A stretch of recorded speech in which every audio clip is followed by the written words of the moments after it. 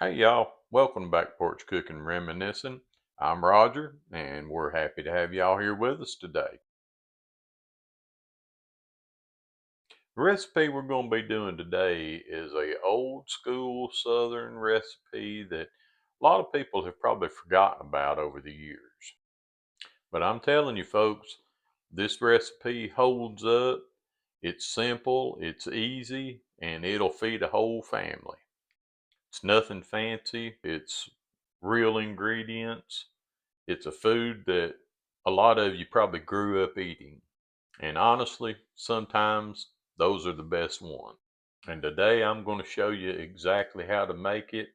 And once you try it, you're going to realize why it has stuck around for so long. Now, this dish is a casserole.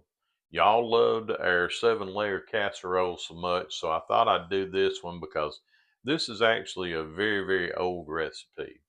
My mother used to make this, and it was always one of my most favorite casseroles that she ever made.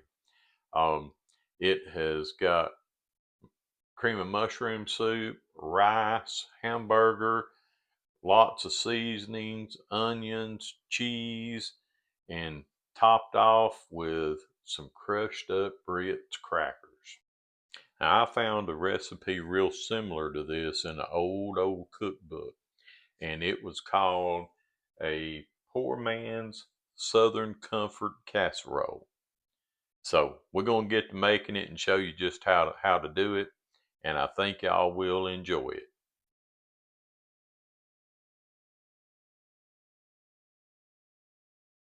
So one of the first things we're going to do is we're going to brown a pound of ground beef.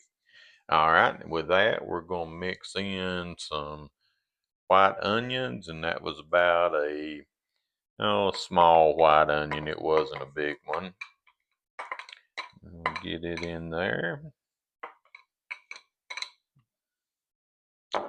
and then we're just going to let that cook, and we want our onions to get translucent, and we're going to brown the hamburger. Let's go ahead and add our seasonings into that. And so what we're going to add as far as seasoning goes is we're going to put about 1 teaspoon of salt in there. All right, and then we're going to put about a half a teaspoon of black pepper. I like a little more black pepper, so I'm going to put a little more than that in mine. All right, and then we're going to do a teaspoon of paprika. That should make it good. All right. And then we're going to do a half of a teaspoon of garlic powder. Now, again, I like garlic, so y'all can put in however much or however little that you like. I'm not even going to measure it, but I'll put in the description what the recipe calls for, and then you can make your decision as to whether you want more or less. Okay, and we're going with a half a teaspoon of onion powder. Again, I'm just going to eyeball this because I like onion powder too. All right. And now, optionally, you can do some cayenne pepper if you want to make this hot. Um, but I don't think I want mine hot. And we're going to add in just a little bit of Worcestershire sauce because nothing says old school like a little Worcestershire. I'm not going to put a lot in there, but just enough that we can get that flavor. All right, y'all. So everything's cooking here. And so once our onions are translucent, we'll get started on the next step of doing this. One thing I forgot to tell y'all about is that this skillet that we're using here is something that we were sent and asked to test out, and it's made by Globe Home, and it's a 5-ply stainless steel skillet. So you can use it in the oven under a broiler, but I've been using it this week, just testing it out. It seems to cook really, really well. It's good, even heating, and these things, I think they've got a 3-year warranty on them. Let me look at the card here real quick and see what it says. Yeah, 3-year warranty on the pan. But like I say, it seems to cook really, really nice and even. It doesn't seem to have hot spots in it. And if you like to be able to flip an egg, this is a skillet that you can flip an egg with. And I'm really, really glad that they sent this over to us because it has been a wonderful little pan to cook in. And so they're giving us a discount if you'll use my link and use the discount code that I'm going to give you. And I'll put that in the description, and I'll put it in the pinned comment if y'all want to go by and check them out and look at the options that they have on the skillets. They've got other sizes. This one is a 10-inch, but they've got the other sizes too. So, like I say, if y'all want to go by and check them out, I'll leave that link for you and the discount code. Y'all see if you like it and get you one if you do. So our burger and our onions are about ready, and I'm gonna add 2 teaspoons of minced garlic to this. And y'all know I don't like to add garlic until right toward the end because it just doesn't take it no time at all to cook and get ready. So we're just gonna put us 2 teaspoons in there, and then we'll give that a good stir and get that incorporated, and then we're going to start smelling that garlic here in just about 30 seconds. Oh yeah, there it is. All right, so we're going to cut our heat off on this and move it over to the side. Now we're going to mix up our base for this casserole. So I've got a can of cream mushroom soup, just 1 can, and that's just the regular size can. And we're going to add a 1/2 cup of milk to that. And we're going to add 2 cups of beef broth.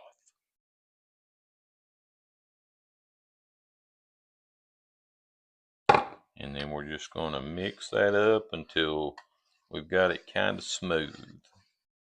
All right, y'all, so we're ready to start putting this casserole together. So we've got a greased 9 by 13 baking dish, and I'll put my rice down.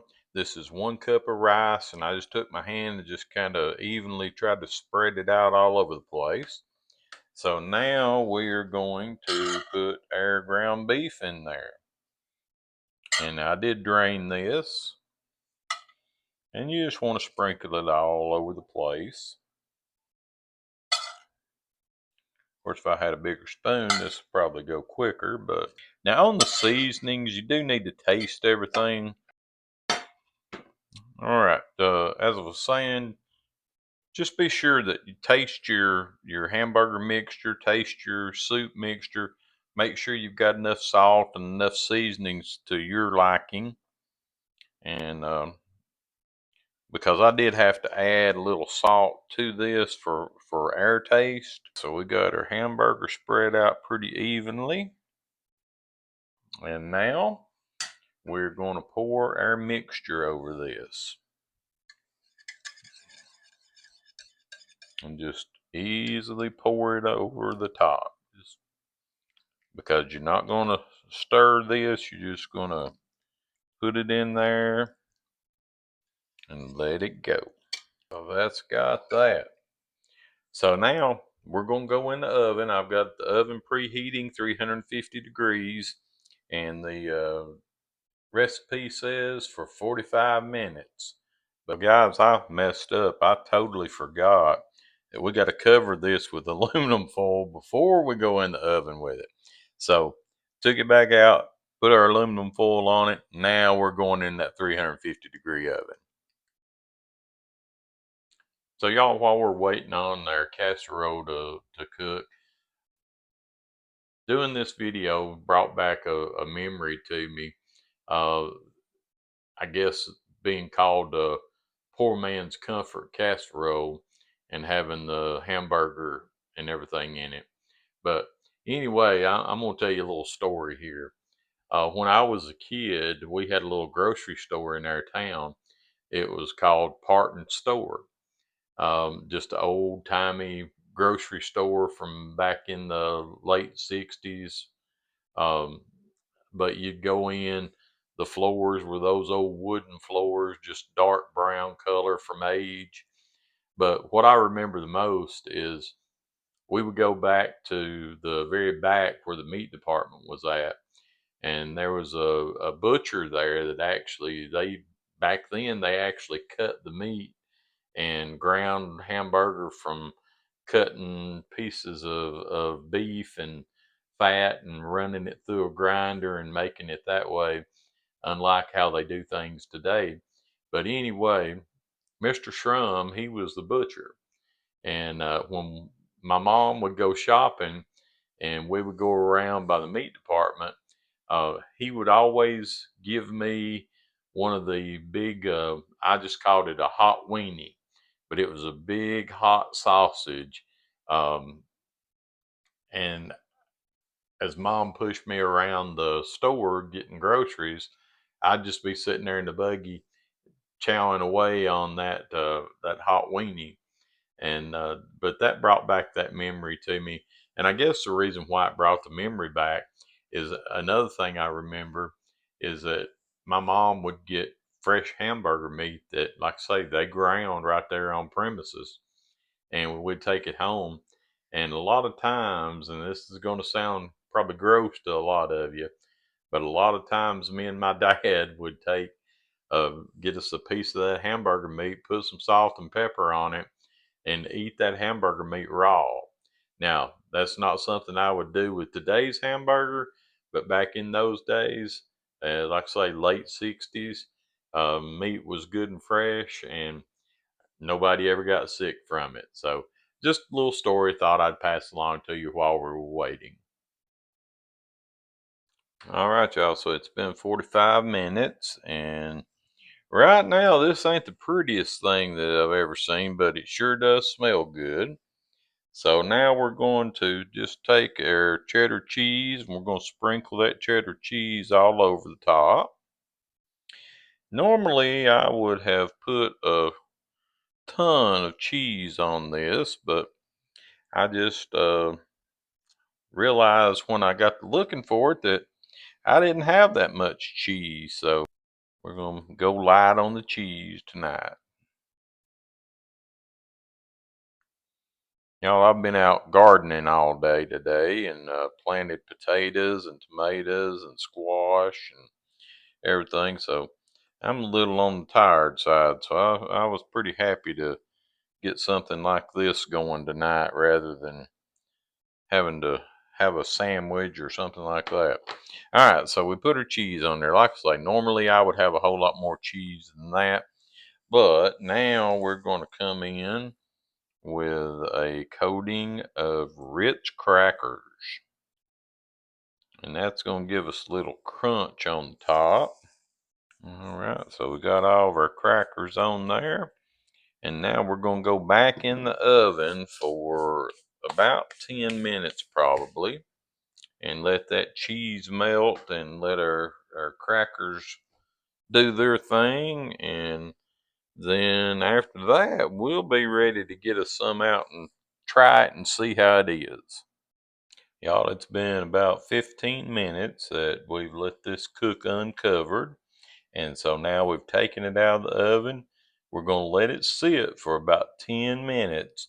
That way everything kind of firms up, and then we'll be ready to taste it. Here's our plate for tonight. We've got our poor man's comfort casserole. Got some broccoli, cauliflower, and carrots, and a little piece of golden corn. So I'm gonna let this cool for just a minute because y'all can see the steam still coming off everything. and then we're going to give it a try.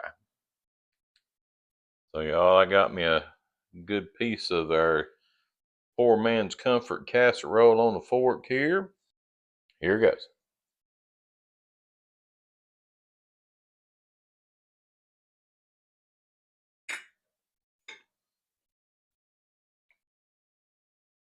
Guys, that's really good. This is going to bring back some memories to you because you probably had this before, but it's been a long time and you just may not remember it. But when you taste it, those memories are going to come flooding back to you, and you're going to remember having had this at a church potluck or at a family reunion or at a friend's house when you were a kid, or but you're going to get a memory of this taste of this. So, y'all remember, make this for your family, share it with your friends, hit that like and subscribe button, click on the bell so you get the notifications when we post a new video. Y'all, I hope you'll try this because it really is good. And appreciate y'all being here with us today. And we'll see you next time. Y'all have a great one.